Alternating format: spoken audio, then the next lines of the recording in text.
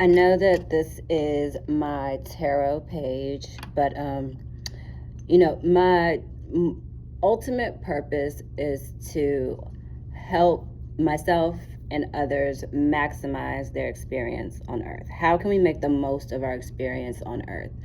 And a large part of how I do that is through tarot, but there's also information that I receive that I feel compelled to share with the collective. And there are several reasons why I'm uniquely positioned for this.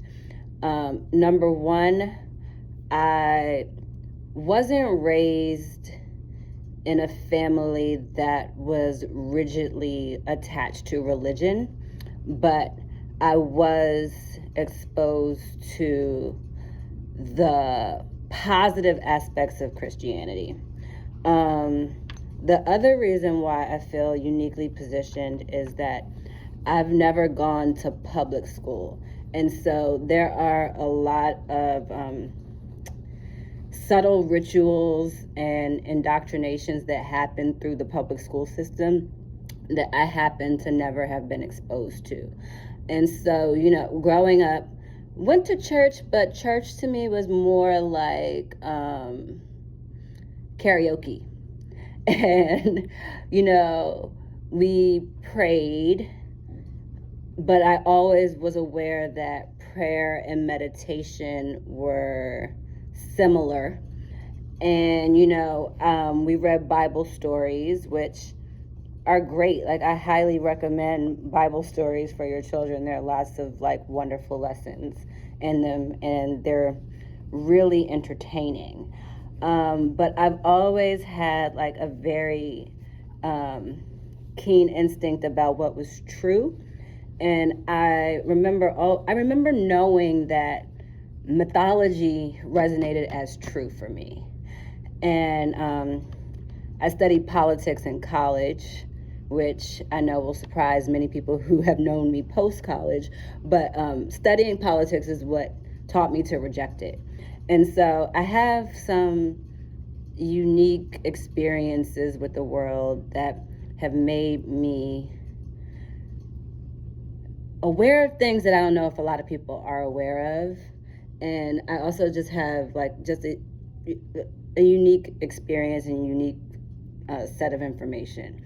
And so yesterday when I was meditating, and this happens from time to time, but I was doing a meditation, connecting with my spirit guides, and I asked them to tell me what I needed to know.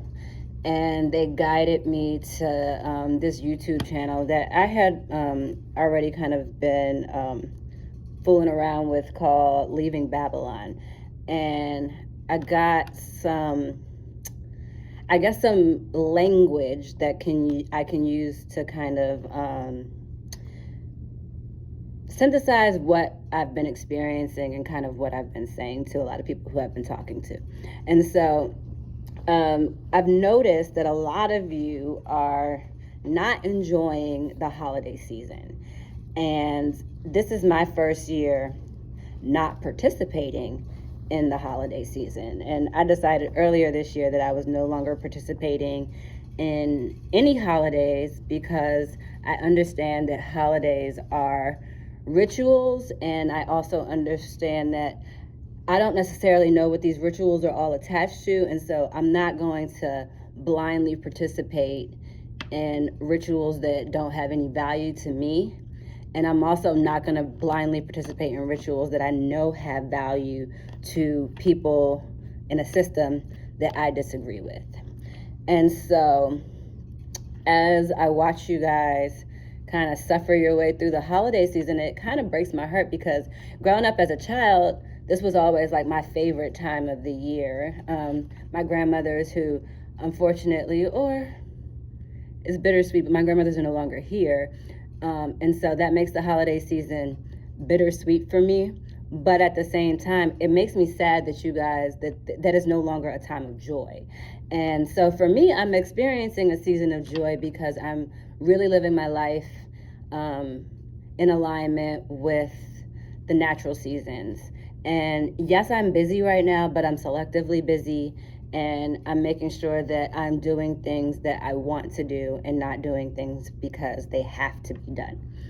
And so what I've learned is kind of affirming what I have been saying, that our holidays are rituals, and our rituals are practices that are attached to what I'm going to call the liberty cult.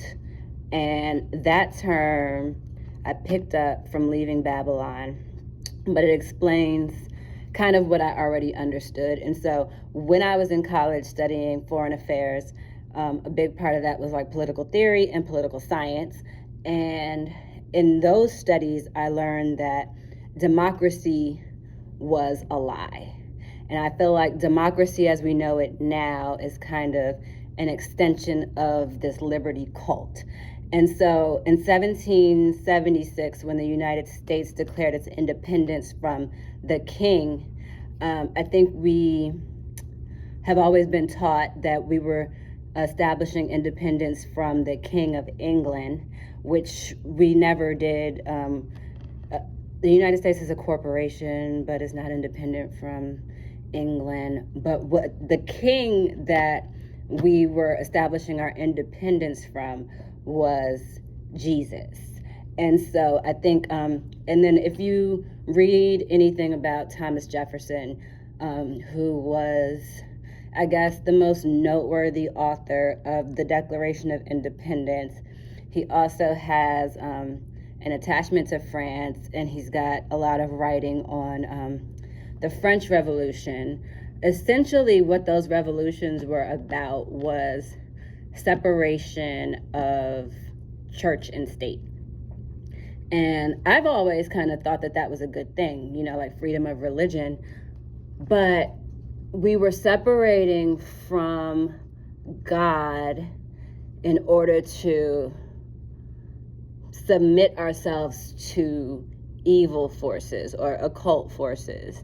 And so if you look at the things that are that came about from those revolutionary periods, there's just a lot of occult symbolism attached to it. Just look at our dollar bill, and that says it all. If you look at like anything,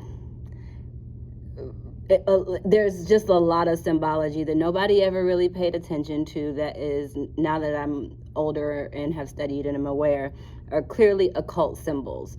And so right now, instead of the word liberty, we use democracy, which is a lie. And so we're pretending that we are going through the world spreading democracy, but what's really being spread is evil.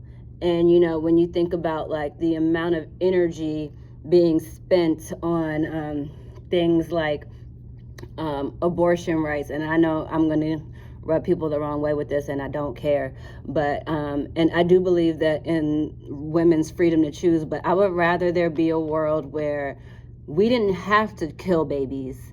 It's not that I want people to not have free choice, but I would rather a world where that wasn't even something to consider. And so when the declarations of independence were declared, or when we fought those revolutionary wars, we were revolting against God and submitting to the devil or evil. And so all of these holidays that we participate in, their rituals, all of these wars, that's sacrificial bloodshed. Like these are, and we are implicit in it because of the consent to govern.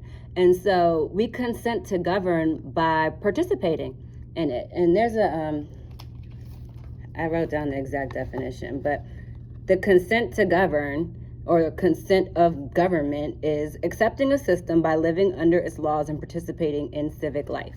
And so right now, we're being made abundantly aware of the things that our government, or the system that rules our world, we know what they do. Social media allows us to see into other countries. We see what is happening. Donald Trump is very transparent about what he thinks, about who he thinks, and how he thinks.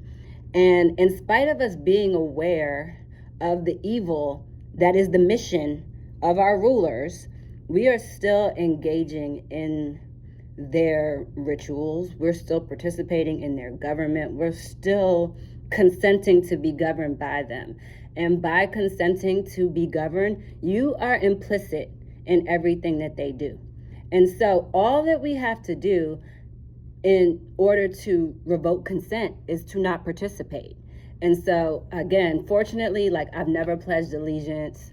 I've never had to deal with, like, and don't even get me started on Catholicism, because that's like a whole nother level, but that always rubbed me the wrong way based on what I knew about Christianity. Catholicism is not Christian.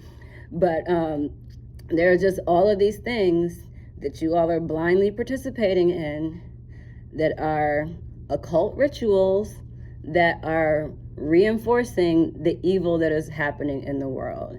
And so how can we reclaim our power? We can revoke our consent to be governed.